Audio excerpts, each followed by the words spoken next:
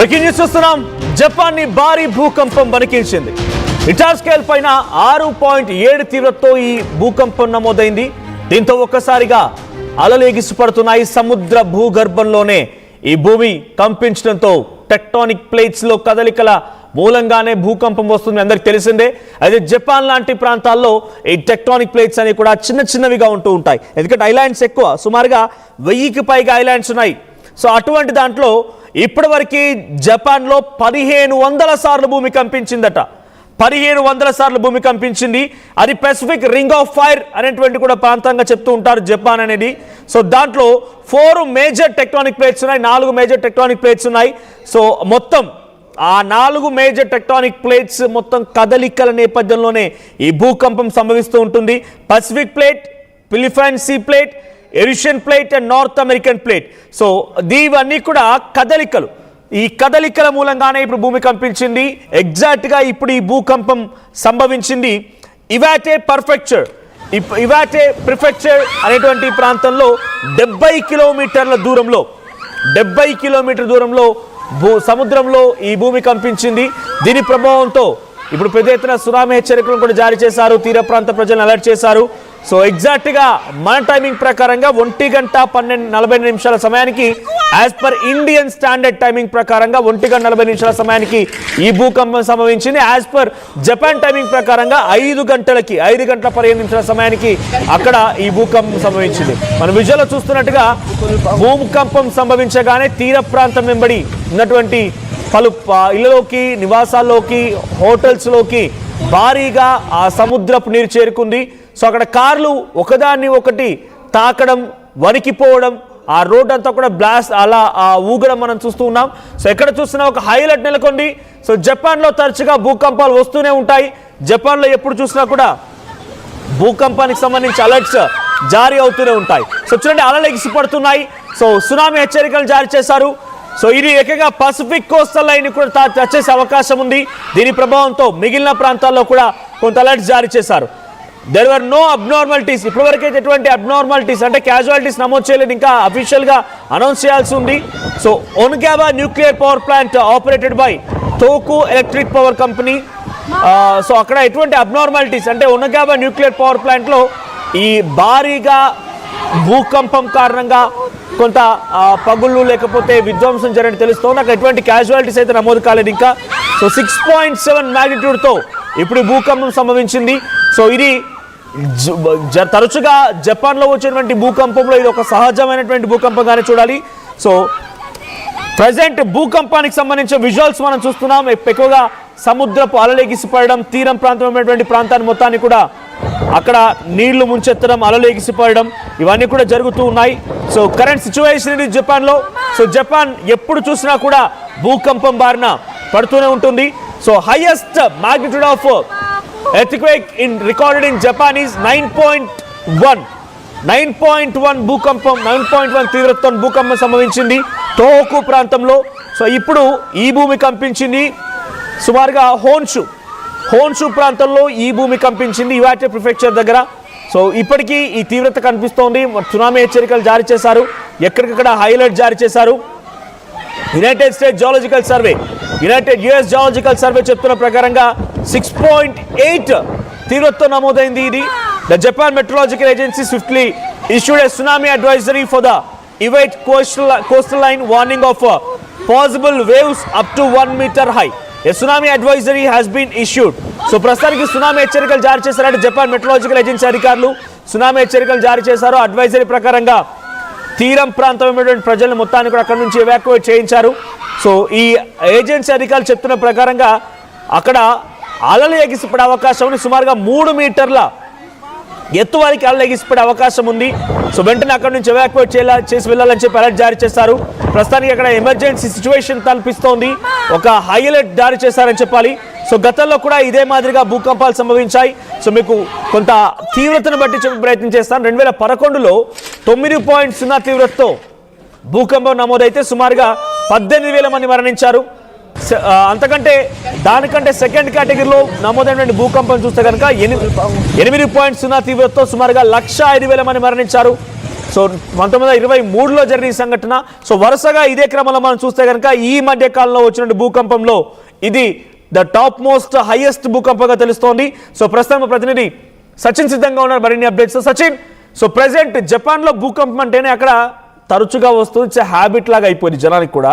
So తీరం వెంబడినటువంటి ప్రజలు నిత్యం కూడా ప్రాణాలు అరచేతిలో పెట్టుకొని బతకాల్సింది. ఎప్పుడు భూకంపం వస్తుందో, ఎప్పుడు సునామీ వస్తుందో, ఎటువంటి విధంగా అల్లెగిసి పడతాయో అర్థం కాని సిచ్యువేషన్. సో ప్రెసెంట్ నమోదైనటువంటి ఈ భూకంపం తీవ్రత ఎలా ఉండబోతోంది, కరెంట్ సినారియో ఏంటి? 6.7 తీవ్రతతో భూకంపం వచ్చింది. ఆ తర్వాత ఇంకా ఆఫ్టర్ షాక్స్ కూడా కంటిన్యూ అవుతున్నాయి. కొద్దిసేపటి క్రితం 6.3 తీవ్రత, ఆ తర్వాత 5.2, ఆ తర్వాత 4.7, మళ్ళీ 5.6, మళ్ళీ 4.9. ఈ తీవ్రతతో ప్రెసెంట్ ఆఫ్టర్ షాక్స్ కూడా కంటిన్యూ అవుతున్న పరిస్థితి ఉంది. ఇక్కడ మనవచ్చు ఇక్కడ జపాన్ వాతావరణ శాఖ జపాన్ ఎర్త్ క్వేక్ సంబంధించి వాళ్ళు ఇస్తున్న అఫీషియల్ డేటా అది. దాంతోపాటు ఈ రోజు మనం మాట్లాడుకుంటే 2025లో జపాన్ లో భూకంపాల సంఖ్య కొంచెం ఎక్కువగానే ఉందని చెప్పుకోవడంలో అతిశక్తి లేదు. అయితే ఈ రోజు వచ్చిన ఈ భూకంపం తీవ్రత సుమారు 6.7 తీవ్రత అన్నప్పటికీ కూడా 6.7 నుంచి సుమారు 6.8గా కూడా ఉండే అవకాశం ఉన్నట్టు కూడా జపాన్ వాతావరణ సంస్థ చెప్తున్న నేపథ్యం. అయితే ఈ క్రమంలో హోన్షు ప్రధాన ద్వీపం వాళ్ళకి అక్కడ ఆ ప్రాంతానికి సంబంధించి మాట్లాడుకునే క్రమంలో అక్కడ ఈ భూకంప కేంద్రాన్ని గుర్తించారు.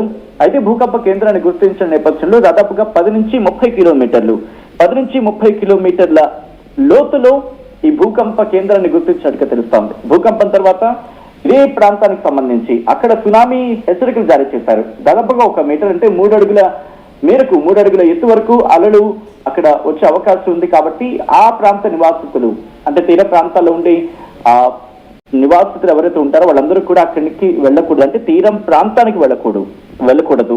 అంటే ఈ సముద్ర తీరానికి ఎవరు వెళ్ళొద్దు. ఒకవేళ అక్కడ ఉన్న వాళ్ళు కూడా కాస్త దూరంగా వెళ్ళిపోయే ప్రయత్నం చేయండి, ఎందుకంటే దాదాపుగా 3 అడుగుల ముందుకు వచ్చే అవకాశం ఉంటుంది. కాబట్టి ఇంకా చెప్పాలంటే ఈ ప్రాంతంలో సముద్ర తీరాల్లో వాళ్ళ లైవ్ టీవీస్ చూపిస్తున్న సందర్భంలో ఇంపాక్ట్ మాత్రం తక్కువగా ఉందని చెప్పుకోవాలి. కానీ అధికారులు ఏమంటారంటే అప్రమత్తంగా ఉండండి. అఫ్కోర్స్ ఏదైతే ఎక్స్పెక్టేషన్స్ ఉన్నాయో ఎక్స్పెక్టేషన్స్ కి తగినట్టుగా అంతగా ప్రభావం లేకపోయినా కాస్త తక్కువగా ఉన్నప్పటికీ కూడా ఉంది. కాస్త తీవ్రత కావచ్చు, ఎందుకంటే ఇటు సముద్రంలో వచ్చింది కాబట్టి ఆటోమేటిక్ గా దాని ప్రభావం ఉంటుంది. ఆటోమేటిక్ ప్రభావం మనం చూస్తున్నాం. సో ఈ భూకంపంతో ప్రస్తుతానికి ప్రాణ నష్టం కానీ ఆస్తి నష్టం కానీ పెద్దగా ఇక్కడ వరకు ఇంకా బయటికి రాని సమాచారం, అంటే ఇంకా ఎస్టిమేషన్స్ అందరూ పెద్దగా అక్కడ లేదని చెప్పుకోవచ్చు. దాదాపుగా సాయంత్రం వేళల్లో వాళ్ళకి అది ఈ సంభవించిన నేపథ్యం అక్కడ జపాన్ మెట్రలాజికల్ ఏజెన్సీ అడ్వైజరీని అయితే మాత్రం ఇష్యూ చేసింది. ఒక పొటెన్షియల్ సునామీ వచ్చే అవకాశం ఉంది. ఎందుకంటే ఆ క్వేక్ కి సంబంధించి మాట్లాడుకున్న క్రమంలో ఆ సీస్మిక్ ఇంటెన్సిటీ అది 4గా గుర్తించారు.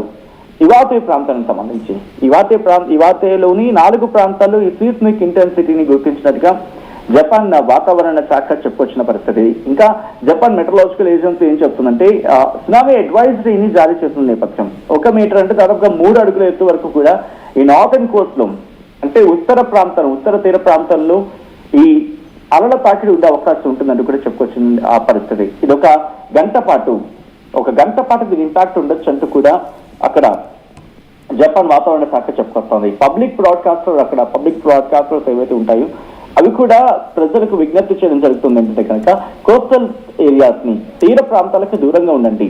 దాదాపుగా ఆఫ్టర్ షాక్స్ కంటిన్యూ అవకాశం ఉంది కాబట్టి కాస్త జాగ్రత్తలు తీసుకునే ప్రయత్నం చేయమని చెప్పి చెప్పుకొచ్చిన సందర్భం. అయితే ఒక చిన్న తరహా సునామీ అయితే మాత్రం అక్కడ వచ్చింది. అది కూడా ఒమినాటు, మియాకు, అలాగే కామిషి ఈ ప్రాంతాలకు సంబంధించి ఈ ప్రాంతం మీద ఇంపాక్ట్ చూపించింది. సుమారుగా 20 సెంటీమీటర్లు అంటే 8 ఇంచెస్ కి సంబంధించి 8 ఇంచెస్ కి సంబంధించి మాట్లాడుకోవచ్చు కుజీ ప్రాంతంలో. అయితే ఆ ఆఫ్టర్ షాక్స్ కావచ్చు, లేకపోతే ట్రిమర్స్ కావచ్చు, టెంపరీగా బుల్లెట్ ట్రైన్ ఆ రవాణా వ్యవస్థ మీద ఇంపాక్ట్ చూపించి వాటిని హాల్ట్ చేసేశారు. దాంతో పాటు స్థానికంగా విద్యుత్ సరఫరా కూడా తీవ్ర అంతరాయం ఏర్పడింది. సునామీ అలల కారణంగా, ఎందుకంటే ఈ సునామీ వేవ్స్ అనేవి కంటిన్యూ అవుతాయి గంటల కొద్దీ. ఆ తర్వాత ఇంకా పెరిగే అవకాశం ఉంటుంది, ఎందుకంటే సముద్రంలో వచ్చింది కాబట్టి ఆ టైడ్స్ కావచ్చు, లేకపోతే ఆ వేవ్స్ కావచ్చు, అవి కంటిన్యూ అయ్యి తీరానికి చేరుకున్న క్రమంలో కొంచెం ఎక్కువగా ఉండే అవకాశం ఉంటుంది. జపాన్ పెసిఫిక్ కి సంబంధించి రింగ్ ఆఫ్ ఫైర్ కి అక్కడ ఉంటుంది, అక్కడ లొకేట్ అయి ఉంటుంది. కాబట్టి highly earth quake prone zone గా మాట్లాడుకుంటూ ఉంటారు ఈ రీజన్ ని. దాంతోపాటు 2011 సునామీ ఇటు జపాన్ వాసుల్ని ఏ స్థాయిలో కలవరపెట్టిందో మనం అందరూ చూసాం. సో ఇప్పుడు అది మర్చిపోక ముందు ఇంకొక సునామీకి సంబంధించి అయితే ఇక్కడ పెద్దగా భయపడవలసిన పరిస్థితి కనిపించట్లేదు. కానీ రిమెంబర్, నేను చెప్పిన మాటే కాదు, జపాన్ మెట్రలాజికల్ డిపార్ట్మెంట్ కావచ్చు, జపాన్ ప్రభుత్వ అధికారులు కావచ్చు, అక్కడ సంస్థలు కావచ్చు చెప్తున్నా ఏంటంటే భయపడద్దు, అలా అని చెప్పి అలసత్వం ప్రదర్శించద్దు, అప్రమత్తంగా ఉండే ప్రయత్నించండి, అడ్వైజరీస్ ని ఫాలో చేయండి. అడ్వర్స్ కండిషన్స్ నుంచి తప్పించుకునేందుకు ఆ అడ్వైజరీస్ ని ఫాలో చేస్తే కనుక ప్రతికూల పరిస్థితులు మనకు ఎదురు కాకుండా ఉంటాయి. ఇబ్బందికర వాతావరణం నుంచి గట్టెక్కచ్చు, గండ నుంచి బయటపడే అవకాశం ఉంటుందంటూ కూడా ఇక్కడ చెప్పుకొచ్చిన సందర్భం. సో జపాన్ లో సునామీ అయితే మాత్రం వచ్చింది. ఆ విజువల్స్ అంటే దాదాపుగా భారీ స్థాయిలో సునామీ ఏర్పడకపోయినప్పటికీ ఆ అలల తీవ్రత మాత్రం ఉంది. ఎందుకంటే దాదాపు 10 నుంచి 30 కిలోమీటర్ల మధ్యలోని ఈ భూకంప కేంద్రాన్ని గుర్తించారు కాబట్టి అక్కడ వచ్చే ప్రభావం ఇటు కోస్టల్ ఏరియాస్ కు సంబంధించి కోస్టల్ ఏరియాల మీద ఖచ్చితంగా దీని ప్రభావాన్ని చూపించడం జరుగుతుంది. సో ఈ ఇంపాక్ట్ మాత్రం ఇంటెన్సిటీ కాసేపు కొనసాగే అవకాశం ఉంది. మనం మాట్లాడుకుంటున్న సందర్భంలోనే అక్కడ మళ్ళీ భూకంపం కావచ్చు, భూ ప్రకంపనలు కావచ్చు సంభవించిన పరిస్థితి ఉంది మనోజ్. ఎందుకంటే దాదాపుగా వాళ్ళ స్థానిక కాలమాన ప్రకారం సాయంత్రం 3:20 ప్రాంతంలో 4. Sachin when I come across the news, నేను జపాన్కి సంబంధించి వరుసగా వచ్చినటువంటి భూకంపాల గురించి చూస్తే ఈరోజు ఒక్కరోజే యూ వోంట్ బిలీవ్ 8 times భూమి కంపించింది. సో 8 times భూమి కంపించింది. ఫస్ట్ ఇనిషియల్గా మనం చెప్తోంది 6.7తో, ఇది హైయెస్ట్ మాత్రమే. 6.7 తీవ్రతతో నమోదైంది, ఇది హైయెస్ట్ మాత్రమే. ఇది యమడా అనేటువంటి ప్రాంతంలో